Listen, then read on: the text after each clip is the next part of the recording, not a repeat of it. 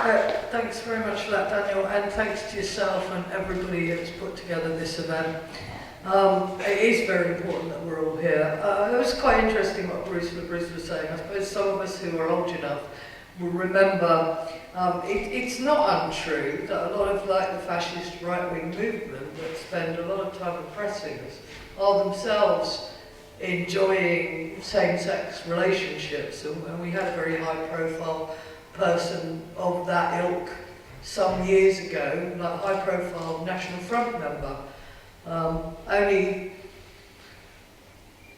towards the end of his life, renounced his fascist behaviours and sort of came out and dealt with being gay in a more humanistic way. But it is a common sort of trend, that it's within our own that we're often attacked. How many of you know somebody who will often tell you that come out with a line of well, I'm gay, but it's not all I am. Ever heard that one? Yeah. No? Never heard that one? Yeah. How many of you here would say that you would identify as LGBTQI? Yeah. How many of you here have ever been on the receiving end of any kind of homophobic, transphobic abuse? Yeah. Right, so most of us, we know what that's like. And we're told that we live in free Britain. It's not free, Our friends, our family, the people that we care about, even the people we don't know, we're still getting the shit beaten out of them on our streets here today. And we gather in our communities so that we can share our culture and, be with each other and feel safer and create neighbourhoods. But we're still not safe in those. You step outside the M25, some small towns just in the UK, life hasn't moved on a great deal for LGBTQI people. And that's something that we need to address here, as much as we need to address what's going on in Russia. I'm pretty amazed, actually, the way that everybody has responded so positively to, what's going on in Russia. I'm amazed and I'm grateful and I'm thankful because we do need every single one of you. The problems in Russia have been there for a while. There's this new repressive legislation, but already they're talking about the next level of legislation. The next one is, we're going to take the children away from the queers, So, LGBT families that already exist, they're going to have their children taken away. They're going to be banned from being around children, being able to adopt children, being able to have children. What's that going to mean? Is that the legislation after that? Is it going to be forced sterilisation? Who can say? It's one step at a time, and it goes very, very quickly. So it's fabulous the way we've had an outcry on this. And on Facebook last night, Russia Today, they posted the news of the Olympic torch handover from Greece for Sochi. They made no mention of the protest that took place at the handover. Just about every media in the rest of the world around made a mention of it.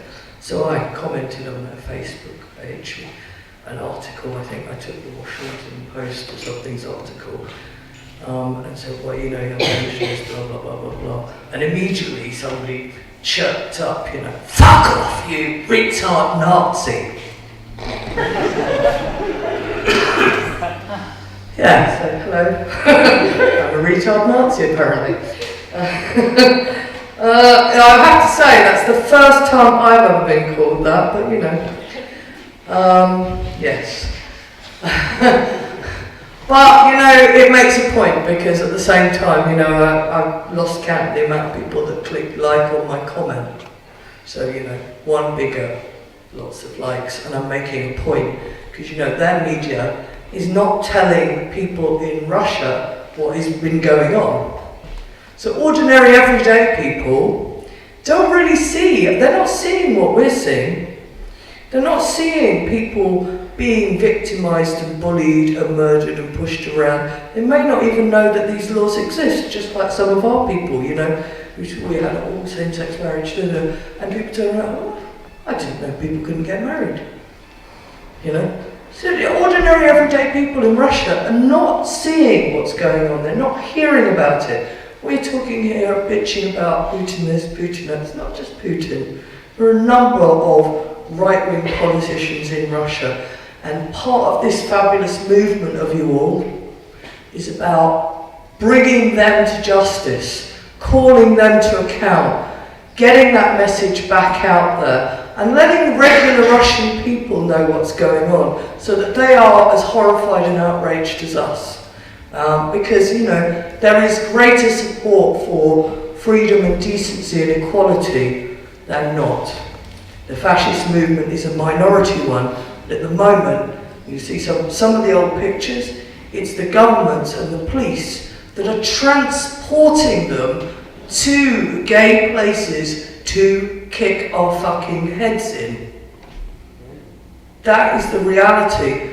Small groups of fascists being transported to these places. And then we have a debate about, oh, Sochi. Should we ban the Olympics? Should we go? Shouldn't we go? And I think I use this line a lot, so people amongst me who know me, forgive me. My line is like, you know, why waste time debating the should we, shouldn't we go? Can you, in all good conscience, ask somebody to go if you do not yourself? I'm not brave enough to go. I really am not. I would shit my pants just at the thought of it. And I have friends who have been to the attempted pride demonstrations in Moscow, and they have had their heads kicked in. They weren't protected because they were foreigners, or because they were well known and famous. There's a Green politician in Germany, Volker Beck. He's a politician, he's an elected member of parliament, had his head kicked in. Peter Tatchell, somebody very well known, with very high focus, had his head kicked in. I'm not brave enough to go. Are you? Can we really ask other people to? We say, you know, you have to go, you have to be visible. Fabulous, the people that do, and that have the balls. Thank you, every single person that goes along and stands up and says something. Thank you to the brother. Thank you for, you know, it's amazing. Because I have not had the balls, and I'm sure that everybody who's done that was still cacking their pants at the same time. You don't know how it's going to turn out.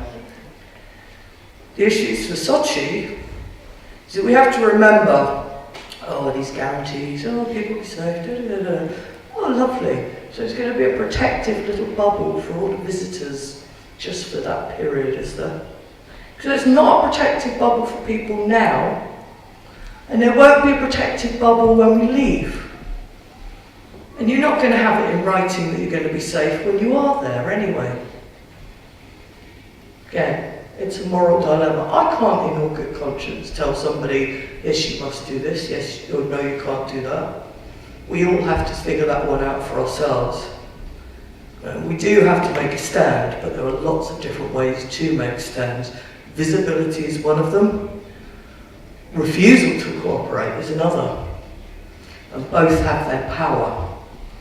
So I think, like, when we waste time and energy arguing the toss between the two, right, you have to ask about what you can do. What will you do?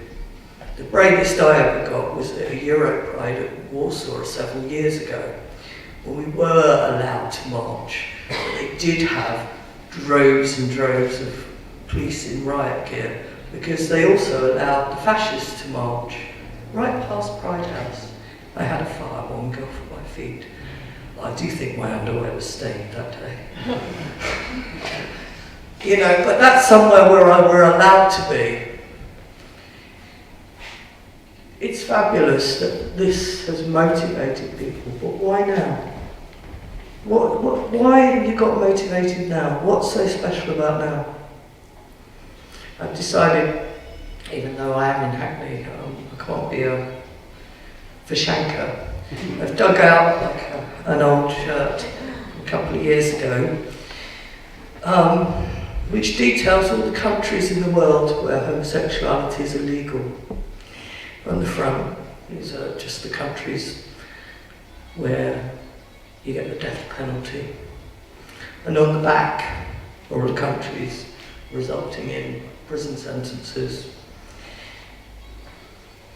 torture, tantamount to murder, mutilations, who can say? And I do make a sort of flippant joke that it's just as well I'm fat, because I need a large shirt to hold all the countries that are on there. And 41 of those are Commonwealth countries. 41 countries around the world belong to the Commonwealth and criminalise homosexuality. Don't forget, homosexuality is not illegal in Russia yet. If we let them carry on the way they're going, that's where it will head. It's not just Russia, it's all of our brothers and sisters around the world. Why do we look upon some countries as less important, less deserving than others? I've heard the comments, oh well, you know, Muslims would expect. There are some countries which are predominantly Muslim where homosexuality is legal. A lot of the countries where we're illegal are Christian. And we are illegal in those countries as the result of British laws. British colonial laws left as the legacy in those countries in the 19th century and still in existence today. Those are laws we have to fight and challenge too. We have to take all of the energy that we have for Russia, because it's so important to them to see us, to know that they're not alone around the world.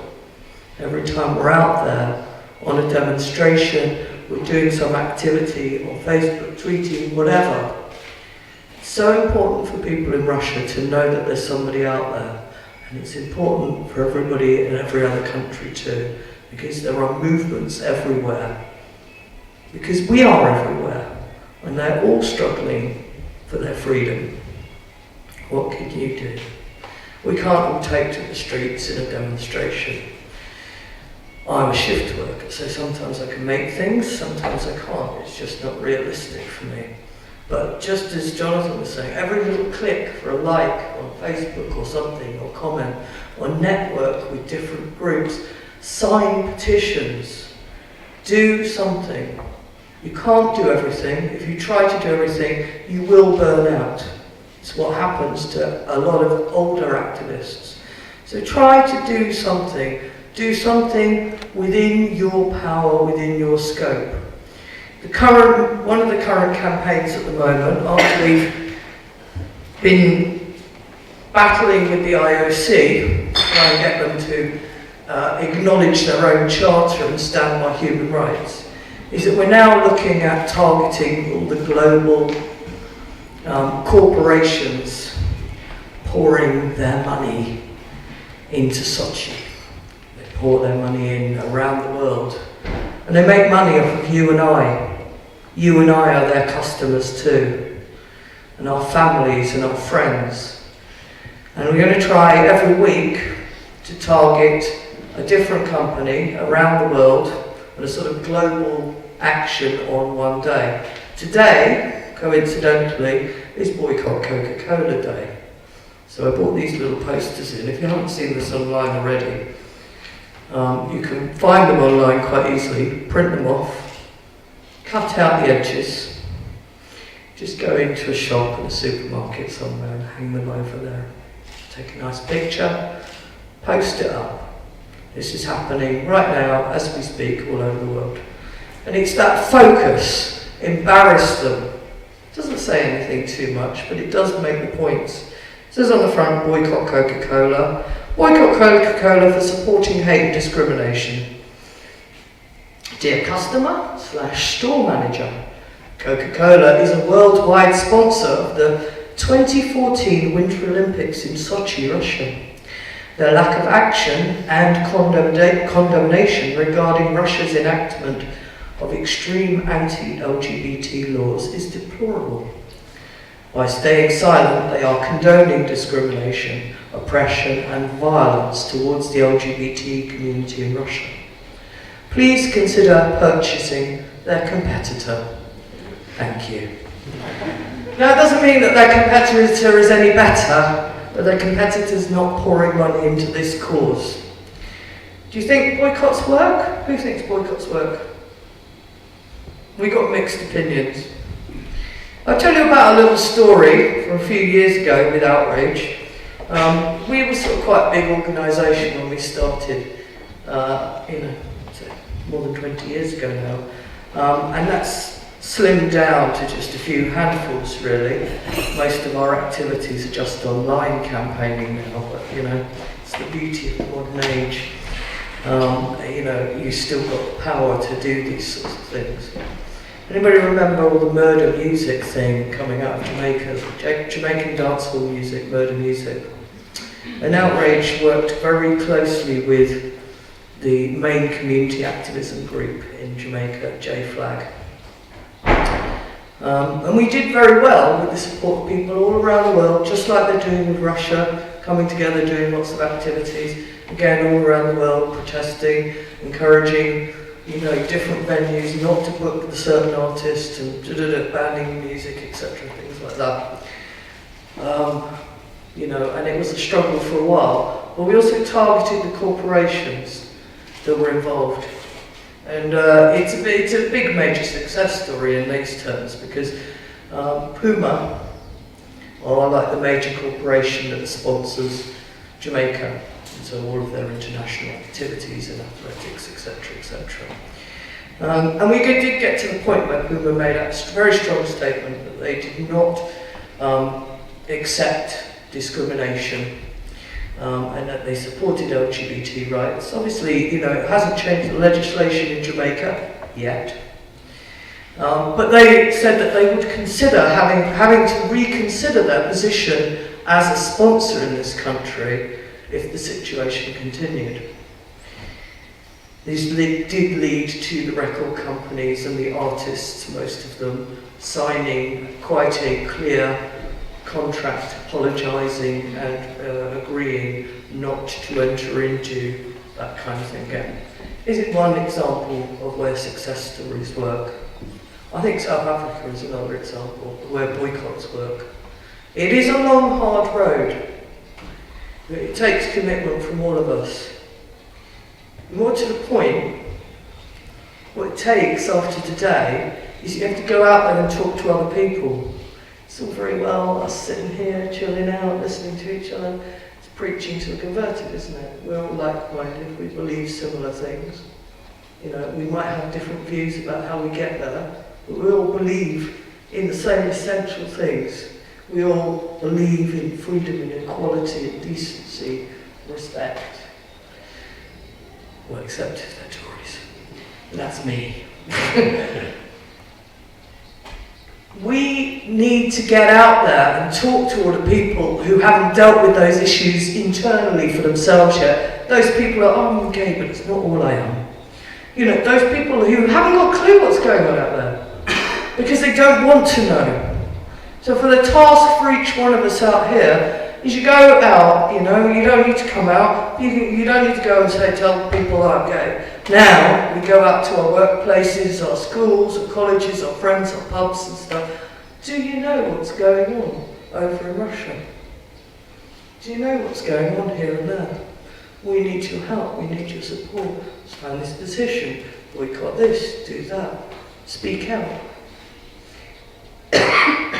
Our responsibility now is to spread that word. We are already committed Now we need to recruit other people. You think that Putin's not bothered? Yes, he's bothered. Sochi is his baby. You think that people are safe in Sochi?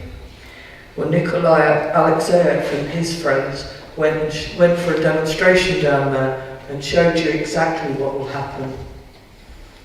You think we can't change things? Yes. Lots of countries slowly withdrawing already. Even in the US, I mean the US at the end of the day, they never do anything on a governmental level. Their State Department travel advisory page, they've got a warning published on their State Department travel advisory page for LGBT people going to Russia. This is the US, they don't do things like that. So it does change, every little step, everywhere. We don't have to agree that we must do this or we must do that. Do your own thing, but for goodness sake, do it whatever it is. There's no wrong way, every single way is right. Just do it.